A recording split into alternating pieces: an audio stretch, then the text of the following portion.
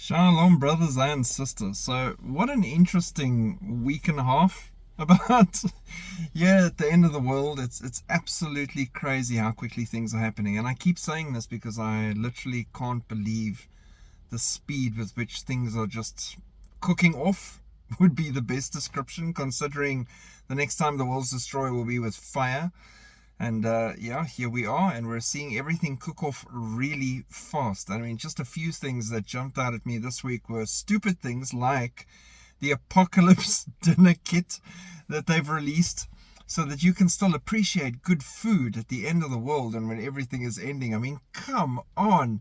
Are we living in a time where Apocalypse dinner kit is something you pitch to consumers as a normal item?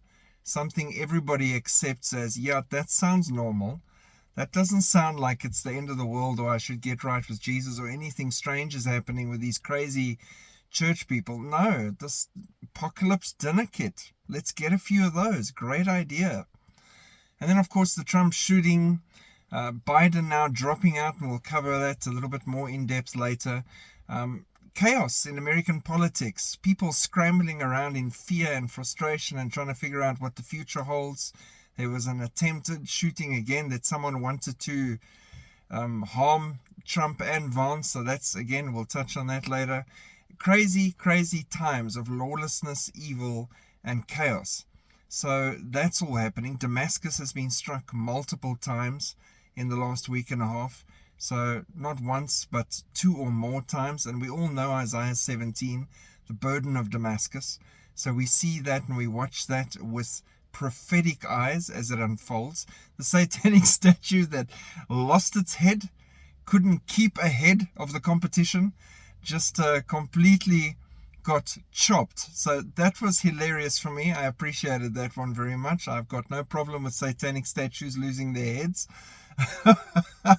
And at the same time, volcanoes erupting, Mount Etna and Stromboli specifically, other volcanoes rumbling to life. There are continual eruptions that have been going as well, but there is a waking up, and I've said this before, of all the machinery of destruction and apocalypse in the world, as all these systems of volcanoes and things everywhere get switched on and off and tested and made sure that they're all running at peak capacity and ready to go for the time of judgment that lies ahead.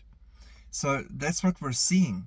And these earthquakes and rumblings as well, is just everything being prepped and tested and readied for this final week of Daniel that lies ahead of us. Whether people want to admit it or not, it is clear as day. And then if you take on top of that the fact that quite a few people have said there's a good possibility that when they give us the magnitudes of the earthquakes, they're dumbing it down. So if it's a 9, they're saying it's a 8. If it's an 8, they're saying it's a 7, because they're trying not to freak people out. Now, I, for one, would not be surprised if that were the case. But even if it weren't the case, the magnitude ratings have been going up and up as of the last week. 6s and 7s again, which is really concerning and should be raising a lot of eyebrows worldwide at the moment. Then Bill Gates, what's Bill Gates been up to? He's all very much involved in so many evil pies. But one specifically that stood out for me again, dairy-free butter.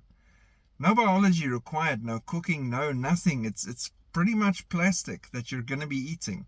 And he's invested heavily in that. Why? Because this will lead to sicknesses, cancers, and more depopulation. So am I surprised to find Billy Boy Gates with his fingers deep in that one? No. 100% where I expected to find him if he wasn't playing with his pet mosquitoes. And then Harmeet Dillon with her Sikh prayer to a pagan god at the RNC. I've already given you my opinion on that. It was shocking.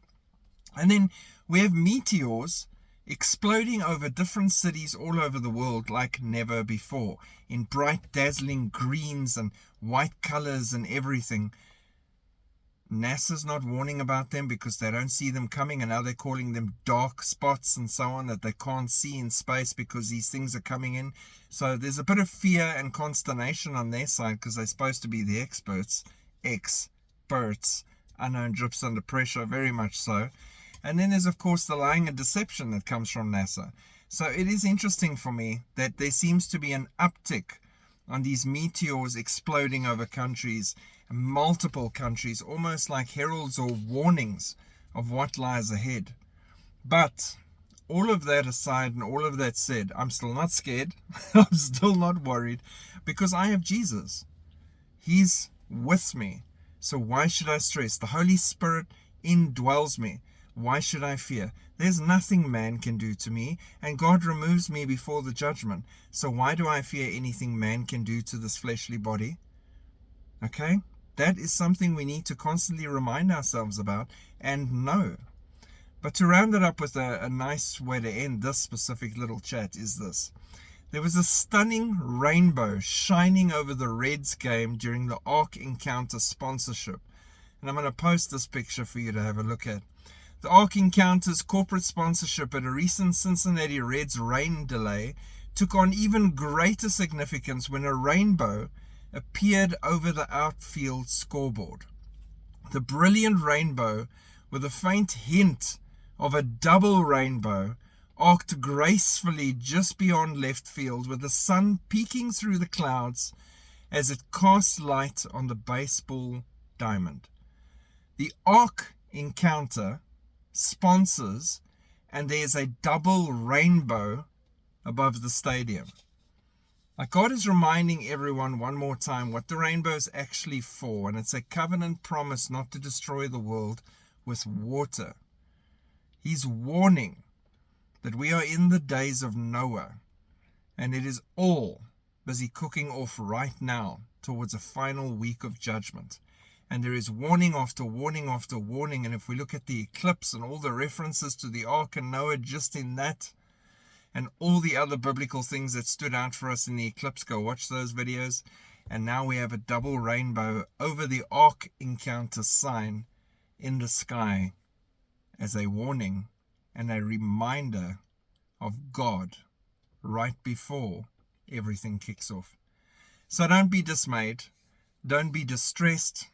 Keep looking up. Keep faithfully sharing the gospel. Keep praying for all those that need prayer. And keep looking up. We fly soon. Shalom.